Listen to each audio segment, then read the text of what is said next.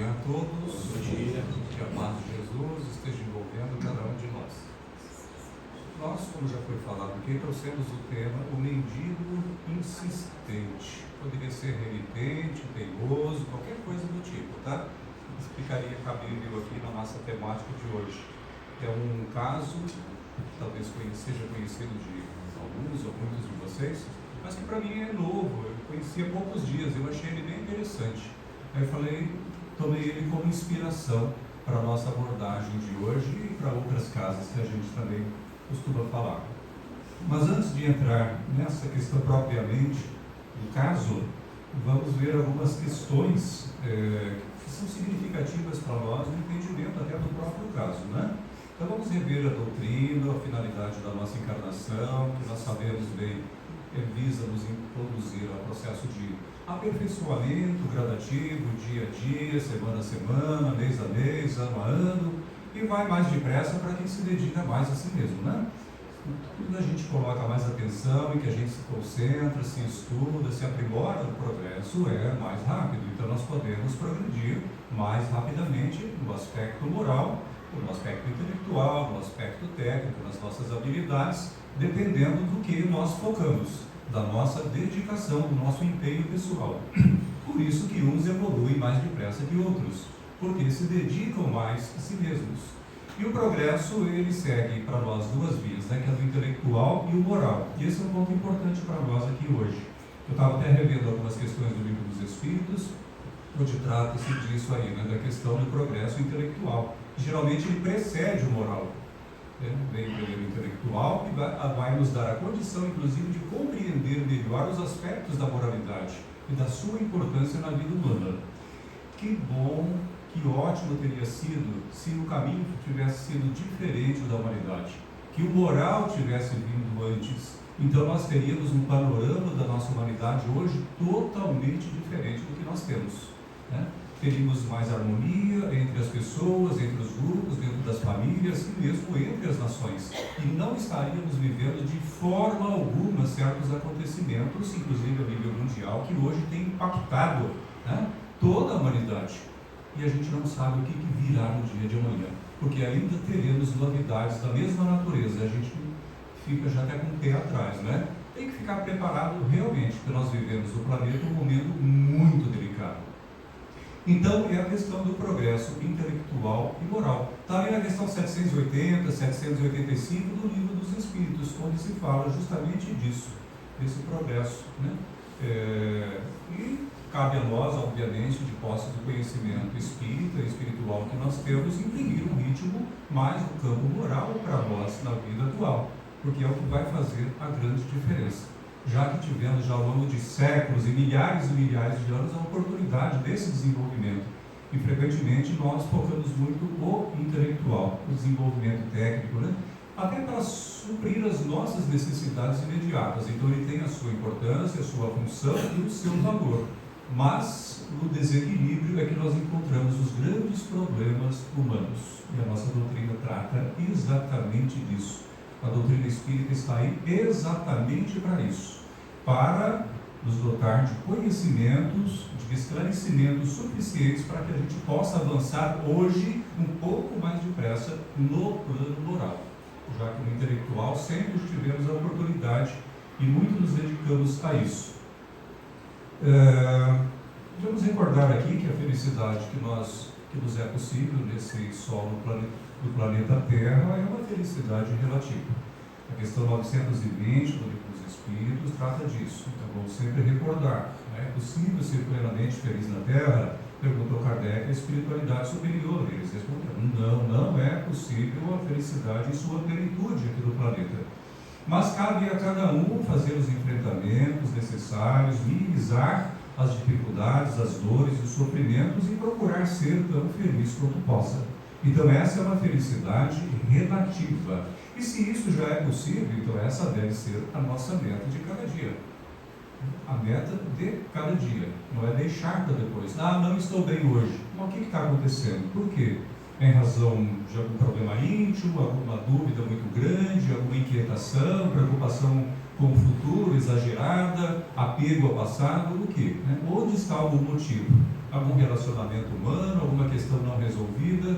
Então, quando a gente vai fazendo questionamentos, a gente vai encontrando respostas. E encontrando respostas, nós estamos encontrando o caminho da solução, obviamente, que vai exigir apenas a solução, o ataque, o ir avante, a decisão, geralmente, que muitas vezes a gente acaba protelando, não tomando decisão, porque a decisão nos obriga a romper com alguns comportamentos, romper com algumas ideias, e isso nem sempre nos agrada, porque nos tira da nossa zona mais confortável, em que a gente gosta de ficar, mas onde não deve sempre permanecer. Então aqui, essa é uma das questões importantes, e estudando a nossa doutrina, nós vamos encontrando sentido existencial, concordam? Sim, porque a gente estuda sobre Deus, a nossa natureza, que somos espíritos, e a gente não nasce sabendo que a gente é espírito, a gente nasce sabendo que a gente é gente, o ser humano, a gente aprende isso no banco das escolas, a gente só muito mais tarde vai entender que esse ser humano é composto de espírito, corpo físico e perispírito, e corpo espiritual. Isso faz uma imensa diferença, isso é uma revolução no conhecimento, e que as pessoas precisariam conhecer e saber mais, A maioria da humanidade não sabe disso, não tem esse conhecimento. E quando fala do espiritual, da continuidade da vida após a morte, de um corpo espiritual, alguma coisa do tipo, mas é uma ideia muito vaga, muito imprecisa, a ponto que às vezes a pessoa, na verdade, no fundo, não crê, ela não acredita. E com isso, focando a sua vida, ela acaba se deixando envolver pelas dificuldades, e os sofrimentos são imensos em razão disso, por falta desse esclarecimento espiritual, que a nossa doutrina espírita nos faculta, nos possibilita, e que faz uma tremenda diferença quando a gente leva esse conhecimento a sério na vida, Tem que levar a sério, senão resultado não vem, mesmo com a doutrina. Embora ela, com seu conhecimento, vá sempre trazer algum conforto, algum consolo, porque ela é extremamente esclarecedora. E aí a gente encontra aí a figura do Paráclito, o Consolador prometido por Jesus, que traz realmente consolo para todos nós ao longo do tempo e estímulo para as nossas lutas. Estamos envoltos num processo de progresso, e a questão 778 do Livro dos Espíritos trata disso. Nós temos que progredir incessantemente. Isso significa o quê? Que a vida vai criar situações, vai nos induzir, vai nos conduzir a isso. As situações surgirão por isso, pela necessidade do nosso progresso. Porque não esqueçamos, gente, lá para cima, em planos espirituais, não o plano do nosso lar, é muito acima, É bem para cima. Em outros planos estão os dirigentes do planeta. E lá eles têm a ficha de toda a humanidade, de todas as criaturas humanas, de todos os grupos, de todos os povos. Eles acompanham e dirigem esse processo de evolução. Então eles já têm até a previsão das nossas próximas encarnações, e tem que ter realmente, a grande probabilidade da gente vir a renascer em tal lugar, em tal circunstância, porque tem que haver esse planejamento. Quanto mais do alto se vê, melhor se vê. Então esses espíritos, sei lá que quantidade, com que equipamentos, com que recursos, eles conduzem a humanidade. E é muito bom a gente ter consciência disso, porque isso até faz com que a gente se tranquilize um pouco, porque às vezes parece que a humanidade está meio sem rumo, mas não está. Eles sabem muito bem o que está acontecendo, estão conduzindo e acompanhando todos os passos. Então, esse progresso, quando buscado por nós, obviamente, vai trazer resultados interessantes. Buscado, a gente sabe que a gente está se esforçando para progredir.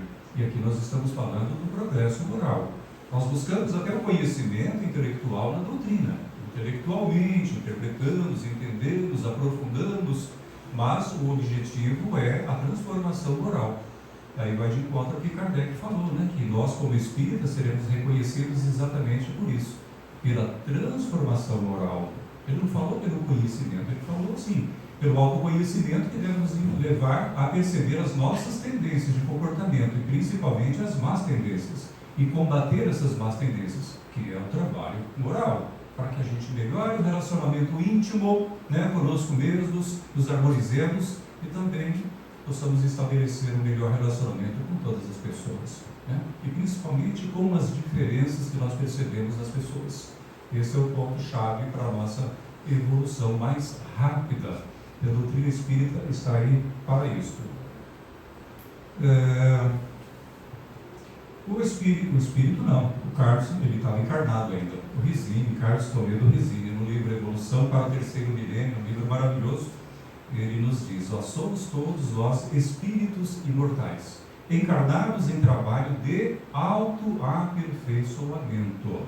Mesmo que a gente não esteja muito ciente disso, mas estamos para isso, encarnados com essa finalidade, o autoaperfeiçoamento. Auto, porque deve partir de mim, né? É uma decisão consciente minha em favor de mim mesmo. Então, autoaperfeiçoamento objetivando, né? Tendo como objetivo alcançar uma vida mais ampla e feliz.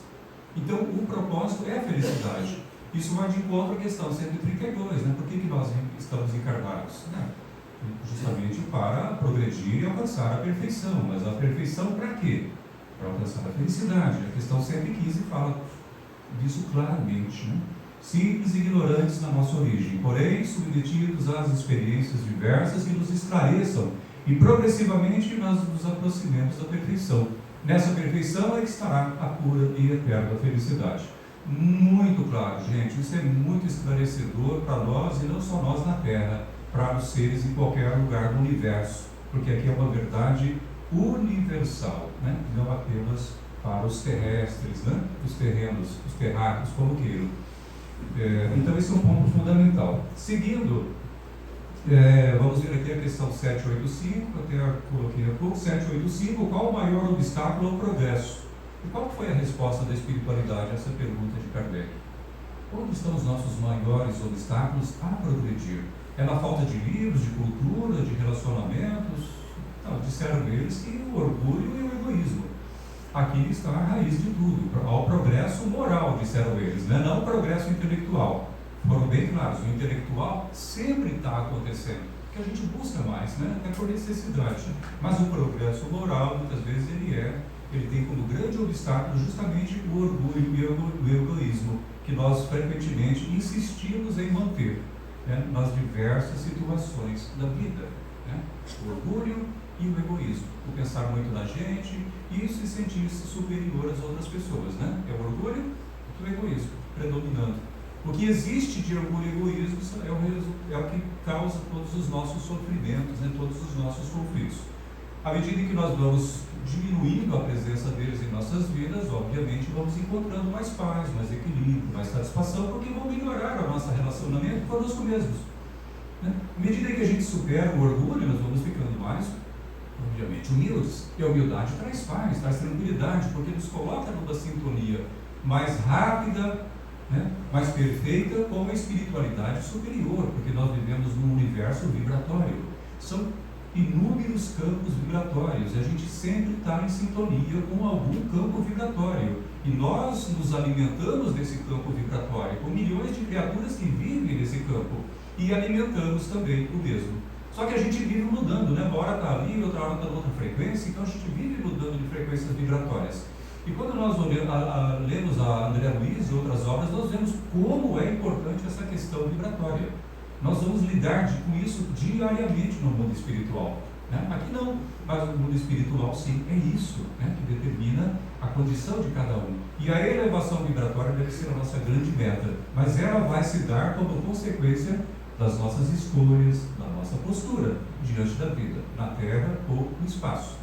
Então, o orgulho será sempre um obstáculo, porque nos tira a paz, a tranquilidade, embora traga uma satisfação boba, ilusória, né? A gente fica meio satisfeito com a satisfação do orgulho, mas é uma ilusão, nem sempre deverá ser assim.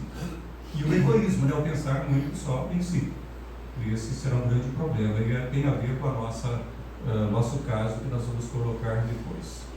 A questão 913, dentre todos os vícios, qual o radical? Falamos do orgulho e egoísmo, mas qual dos dois seria o radical?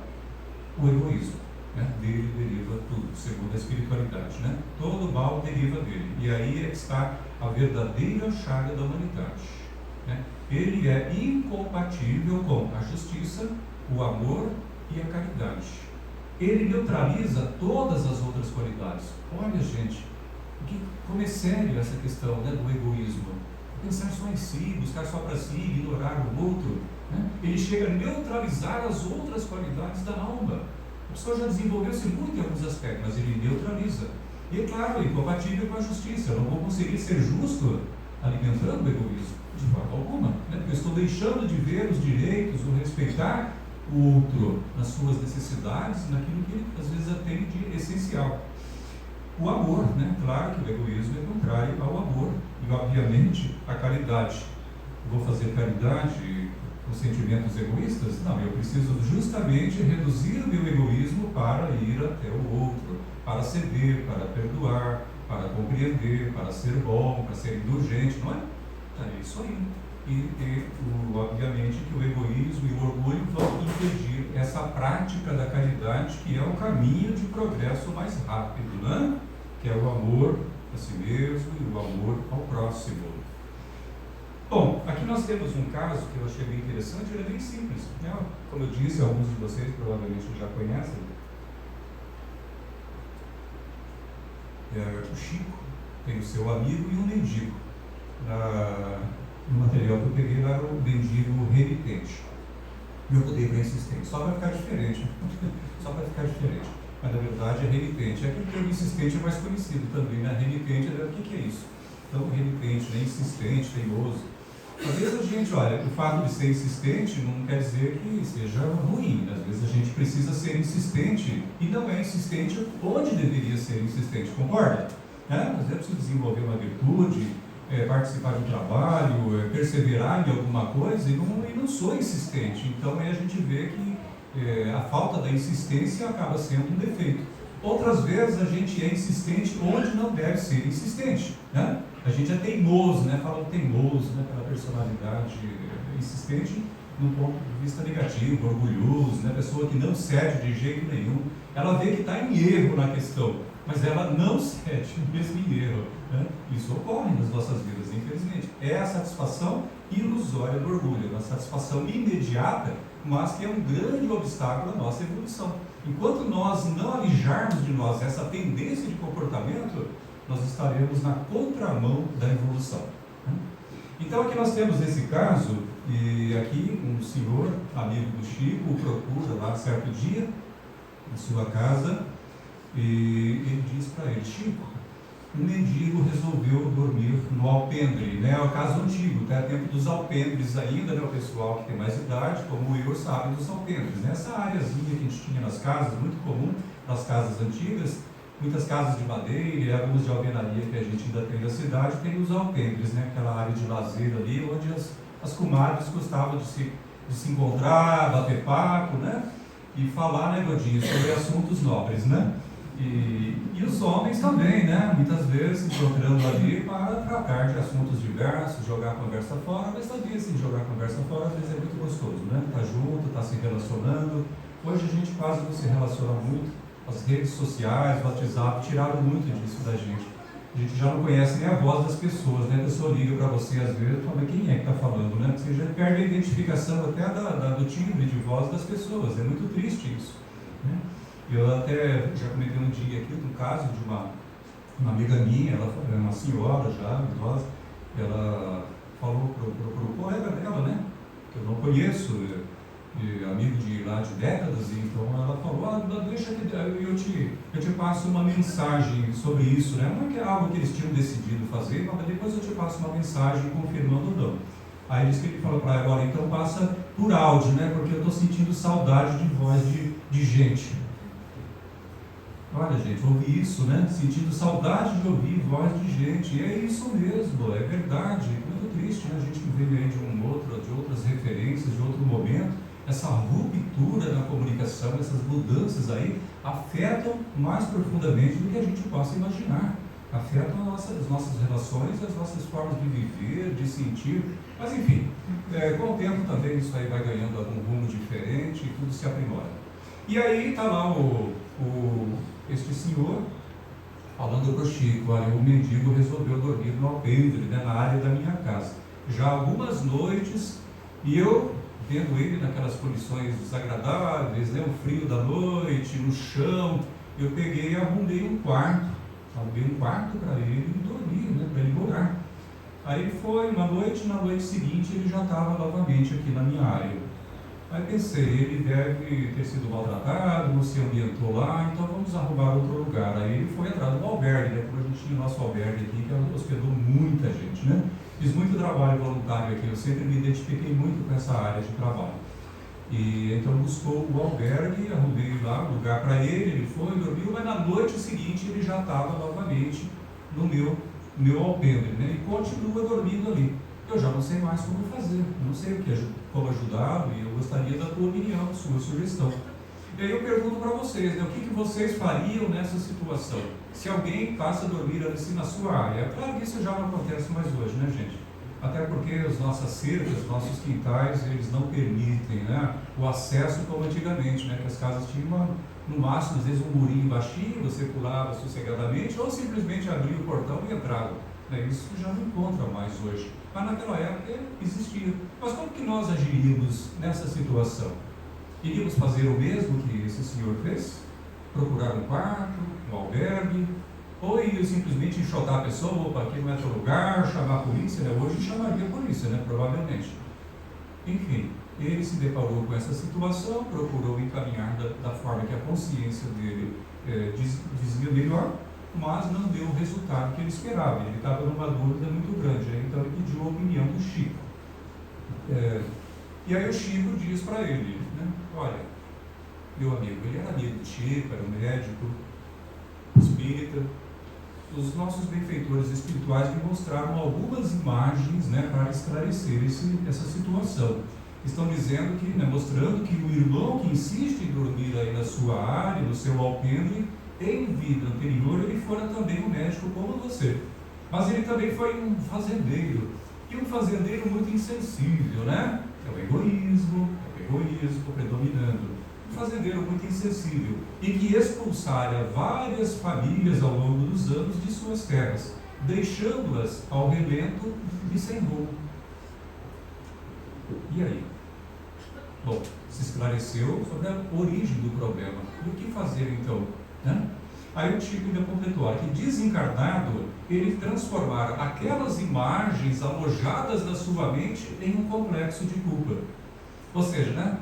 Expulsou, depois do mundo espiritual, aquilo retorna, fica tudo gravado, né? Porque ele expulsou, ele viu as criaturas indo embora, e aquilo ficou gravado, e aquilo depois do mundo espiritual, a criatura mais se purificando, livre do corpo físico, porque o nosso corpo físico é maravilhoso para nos proteger, mas ele também, ele cria, né, limita muito as nossas percepções. Uma vez que nós nos vemos libertos do corpo, até mesmo quando nós dormimos, né, a nossa doutrina fala sobre isso, a nossa liberdade é muito grande, a gente tem percepções que a gente não tem quando está no corpo, mesmo na nossa vida de encarnados. Agora, quando desencarna, a ruptura é total, a libertação é total, então aí obviamente a gente tem uma percepção maior da lei divina em nós, e aí a consciência pesa tremendamente, a tal ponto que aquelas coisinhas que a gente não dava muita importância quando encarnados, depois de desencarnados, tornam-se um verdadeiro tormento, ou uma verdadeira alegria também, porque aí a emoção é muito mais intensa, tanto de um lado quanto do outro. E então, aí esse nosso amigo, esse nosso irmão, de posse dessas imagens todas arquivadas em seu corpo espiritual, porque da nossa história nada se perde, então elas começaram a trabalhar contra ele próprio, né? Levando ele a um estágio de sofrimento muito grande. E aí o complexo de culpa se instalou. E mesmo reencarnando, essa culpa inconsciente ou inconscientemente se manifesta. Será que esse é um problema só dele ou todos nós temos também alguma coisa de culpa, de algum peso no inconsciente aí de outras vidas? Todos nós temos, né? Ninguém aqui foi certinho. Aquele que foi correto completamente e resolveu todos os seus problemas de vidas anteriores não está aqui nesse salão hoje, não está aqui, tá? Não está presente aqui. A gente está aqui justamente porque nós necessitamos ainda de conhecimento e de aprimoramento espiritual. Por isso que a gente está aqui, vai voltar aqui em outros domingos, né? Vai em outras casas, vamos ler muitos livros e vamos fazer muitos trabalhos, vamos nos dedicar ao próximo, porque dedicando ao próximo é que nós evoluímos mais depressa. Não tem nada que possa provocar um crescimento mais rápido do que o trabalho desinteressado, caridoso em favor do outro. aquele trabalho que a gente realmente faz com amor.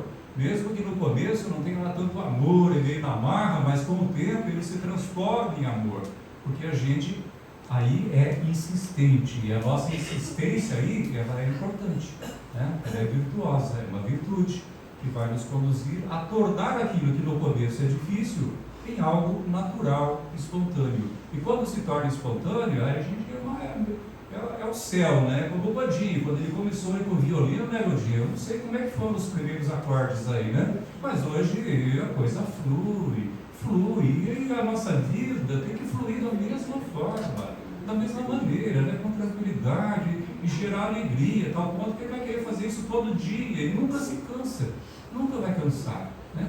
Porque a prática virtuosa de alguma coisa nunca vai gerar cansaço. Cansa sim pelo físico, mas a gente é um cansaço bom e que supera-se logo, né? Mas que traz um prazer gostoso. E aí o sofrimento desse nosso irmão, disse o Chico para ele, perdura até os dias de hoje. E aqui a gente ainda tem uma outra informação interessante, olha só, eu vou falar para vocês. Não adianta tentar melhorar a situação dele. E é o que ele estava tentando, né? De todo jeito. Ele já estava fazendo o quê? Que o problema do outro se tornasse um problema dele, né? O problema, a gente acaba internalizando culpa, que a gente acha que não está fazendo o que deveria fazer e a gente começa a se sentir culpado, né? Se está aqui é porque Deus mandou aqui, eu tenho que fazer alguma coisa, eu tenho que resolver esse problema. Então ele começa a ficar incomodado na consciência. E o nosso discernimento ainda é limitado, né? Nós temos as nossas limitações de entendimento e outra, não temos um Chico Xavier do nosso lado, né? Para a gente fazer perguntas, né? Um Chico Xavier que estava ali entre o plano material e o espiritual praticamente 24 horas por dia. Então ele lidava muito bem com isso. O nosso mentor, nosso anjo guardião, procura trabalhar conosco. Ele nos inspira, busca nos esclarecer sobre questões que surgem em nossas vidas. Mas nem sempre a gente capta essas informações da forma correta. A gente mistura com os próprios pensamentos, tem aquela ideia maravilhosa que soluciona tudo, mas daí a pouco a gente já começa a duvidar. A gente deixa que a dúvida vá se impondo entre nós e essa verdade, e daqui a pouco a dúvida prevalece e a gente volta no padrão antigo e cai no sofrimento de novo. Não é isso que ocorre muitas vezes? Esse é o caminhar da humanidade. Então a fé é uma força que tem que partir de dentro de nós para nortear as nossas vidas, né? Não pode haver dúvida. Então exercitar a eliminação das dúvidas, né? Dessa tendência a duvidar que frequentemente a gente alimenta quando deveria recusar, né? Eliminar. Então não adianta, disse o Chico, em relação ao homem, você tentar melhorar a situação dele. Convém deixar que ele durma no seu alpendre, né? Deixa ele dormindo aí na sua área, na área da sua casa. Mais alguns dias ele irá procurar um outro lugar para deitar-se ao relento. Então ele está ali meio de passagem, né? Vai ficar alguns dias, está agradável, mas chegar um momento em que vai ficar desagradável. Por que vai ficar desagradável? Por causa do complexo de culpa que ele traz dentro dele. Que vai trabalhar, já está ficando agradável aqui, eu não posso, eu já estou ficando sentindo bem nessa área, então eu já tenho que procurar, inconscientemente ele vai se sentir incomodado e vai buscar um outro alpendre, vai lá debaixo da ponte, vai para algum lugar para continuar a sua via sacra, né? Em busca da sua libertação espiritual, da superação desse problema consciencial que ele traz.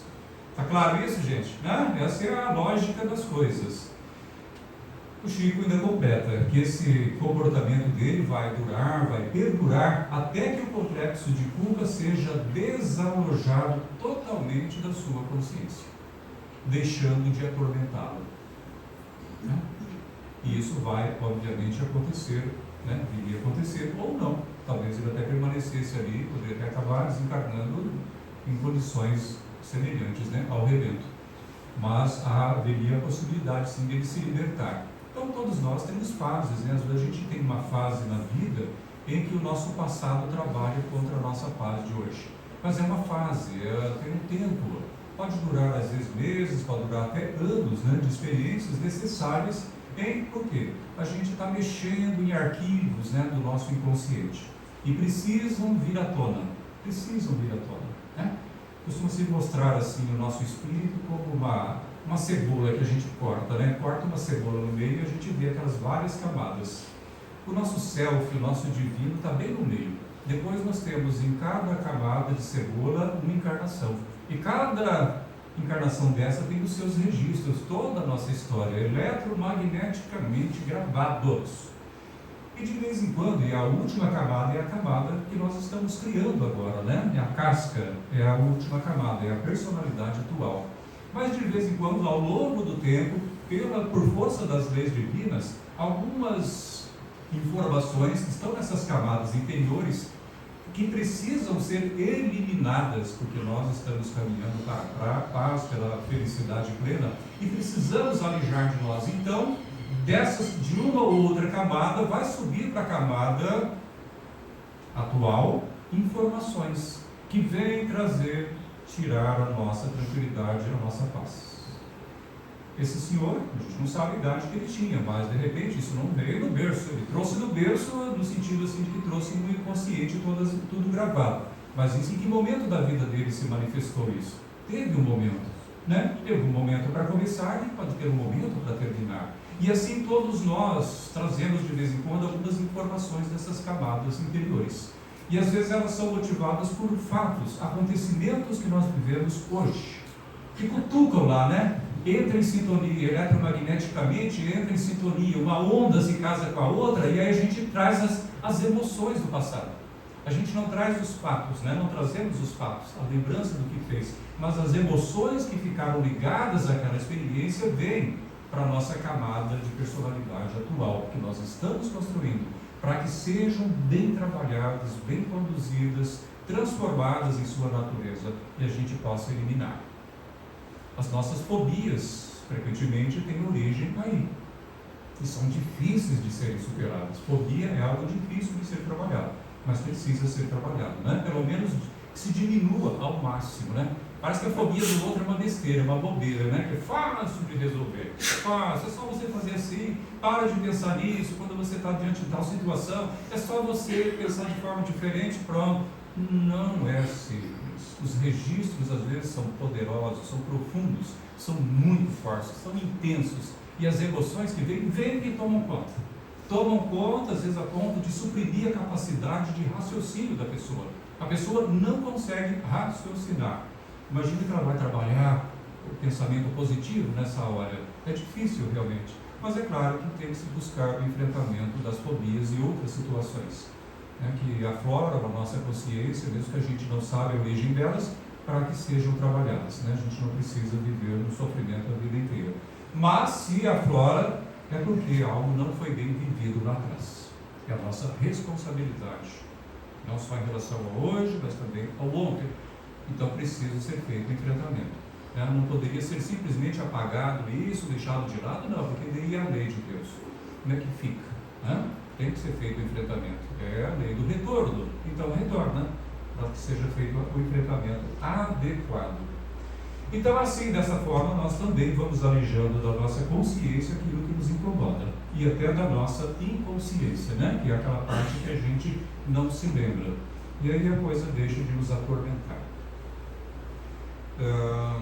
Apenas para esclarecer mais a questão, peguei uma frase da Joana de Ângeles, né, mentora do Divaldo, do livro Amor, Imbatível Amor, quando ela nos diz, conflitos autopunitivos da consciência de culpa não superados apresentam-se de forma patológica, contribuindo para a ausência de autoestima e a compulsão autoexterminadora. Ficou complicado demais, gente? Vamos ver aqui. Conflitos autopunitivos. Essa criatura, esse caso, nós pegamos exatamente para isso, né? Conflito autopunitivo. Está se punindo, mesmo sabendo por quê. Mas é uma punição, né? Uma autopunição, e apesar de inconsciente. São consciência de culpa que se manifestam de uma forma patológica, exigindo às vezes até tratamento médico, medicação psicológica e tudo mais, e inclusive espiritual, que é muito importante. E que contribui para a ausência de autoestima. Claro, você acha que essa criatura estava como em termos de autoestima? Dormida ao relento, embora tivesse um histórico bom, né? Certamente mas a partir de um certo momento se complicou. E aí vem a compulsão autoexterminadora, porque esse comportamento é um comportamento autodestrutivo.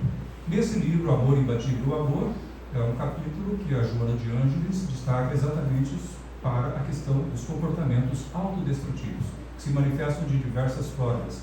Nós, inclusive, já fizemos uma palestra tocando nessa temática aqui nessa casa, né? Os comportamentos autodestrutivos, que pode chegar até mesmo ao suicídio. Mas outras vezes não, vem aquela apatia diante da vida, né? Aquela falta de ânimo, aquela tristeza sem causa, uma certa aflição permanente. Isso aí já é uma manifestação de um comportamento autodestrutivo, que a pessoa está destruindo suas possibilidades na vida. Ela não está matando a ela, não matando ninguém, mas ela está se destruindo enquanto espírito, com todo o seu potencial, né, que não está sendo utilizado nessa fase, está sendo dispersado, é autodestrutivo. Então existem muitas formas de manifestação do comportamento autodestrutivo. A própria falta de iniciativa, diz ela, né, é uma manifestação de comportamento autodestrutivo. Tá certo? Seguindo, já estamos próximos do nosso finalzinho. Vamos ver o que nós vamos pegar aqui ainda.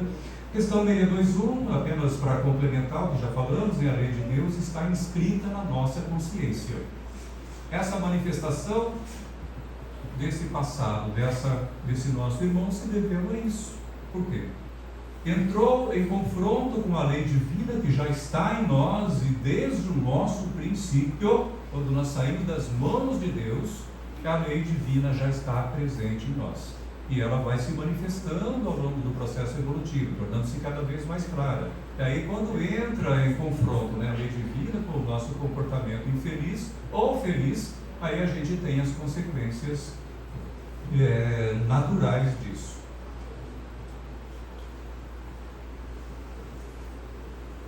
Joana de Ângeles ainda, esclarecendo ainda um pouco mais, né, falando sobre os comportamentos autodestrutivos, né, que são resultado dos erros não processados e liberados, tá? Aquilo que nós já processamos e liberamos, está resolvido. Se foi em vida passada, já foi resolvido, né? Mas o que não foi processado e liberado ainda vai permanecer dentro de nós, se manifestando como culpa. Vamos pegar aqui. Bom, para a gente fechar, da Joana de Ângeles ainda, eu acho interessante uma colocação breve que eu peguei de um trecho dela, quando ela fala sobre o nosso quadro existencial.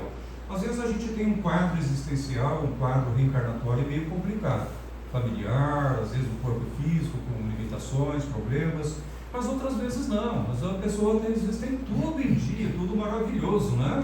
Tem aquilo que outros invejariam. E assim mesmo, às vezes ainda insiste em alguns comportamentos de tristeza, de depressão.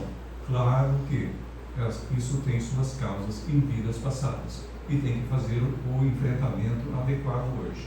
Mas nós temos a opção de o comportamento autodestrutivo, o comportamento do amor, né? Buscar o amor. O nosso irmão, quando buscou atender o outro que estava no alpendre da sua casa, procurou vivenciar o amor, mas não era tudo, né? Tinha que ter discernimento. Até o amor pede discernimento, como diz, né? O amor é cego, e é verdade, o amor é cego. Ele quer amar, né? Amar é amar, é doar, é fazer o outro feliz, é resolver questões, né, que façam as outras pessoas felizes, mas precisa de discernimento, precisa de direcionamento correto.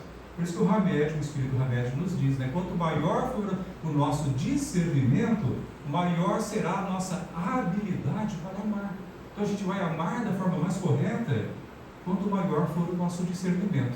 E para isso é necessário o quê? Conhecimento, muito esclarecimento, né? E aí o desenvolvimento que eu colocaria da nossa intuição. Intuição é o conhecimento que vem de dentro.